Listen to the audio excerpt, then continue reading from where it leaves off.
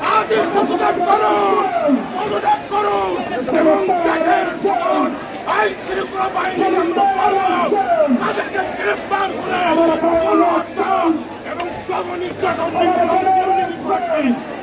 দৃষ্টান্তমূলক শাস্তি এই বাংলার জমিনে হবে। হাসিনার পদত্যাগ এক দাবি শেখ হাসিনা এখন দাবি